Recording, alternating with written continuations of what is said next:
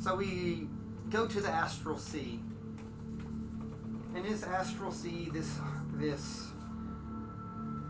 realm of floating dead deities and basically rocks and stars and astral mist and clouds. There's a little, let's call it like a pool of stars with a ring with a human type sitting reading a book with a seraphim watching over him. The seraphim has stood steadfast, only interacting with this human, or what used to be a human, when this human so desires. He's reading this book.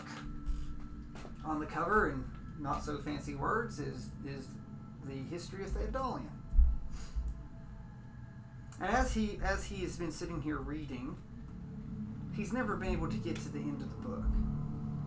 There's always new pages that come about. Always. But for the first time while he sits,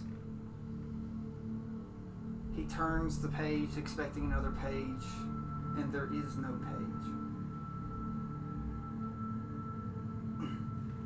Except in the page is a strand, a golden glistening strand that is wrapped up and twirled. This strand goes into this human, into his chest, and it also flails out across the astral sea.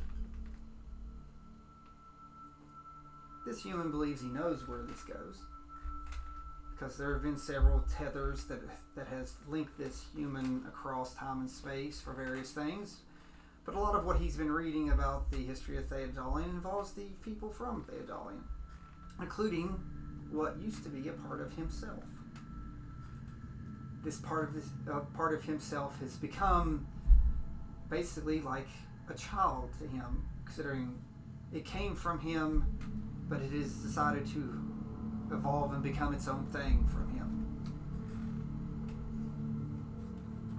Recently, when he was just reading, talking about this being going from a magical object of essence and life, and it fully embraced life.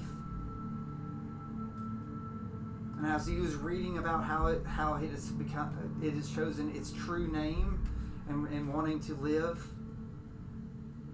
he turned the page to find out what happened. And here is this thread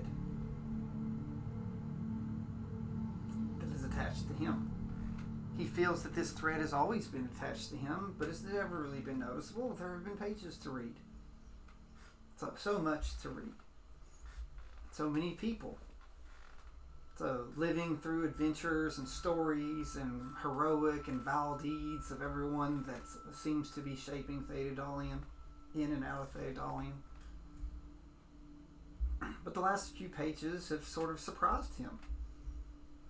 Like a proud father, it's like his spell book has become something of legend, which he wishes to read when he can get his hands on this spell book.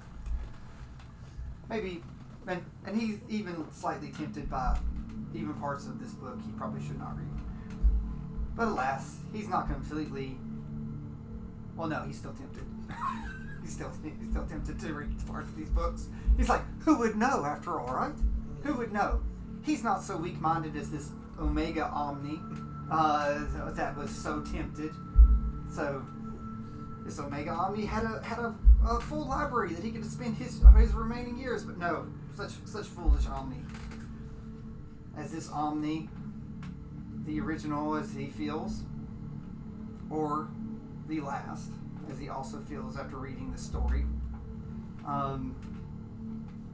feels upset that he has nothing left to read. So, and with this, it's like we will turn it over to Omni's attention since he has nothing else to read. Just the company of a seraphim.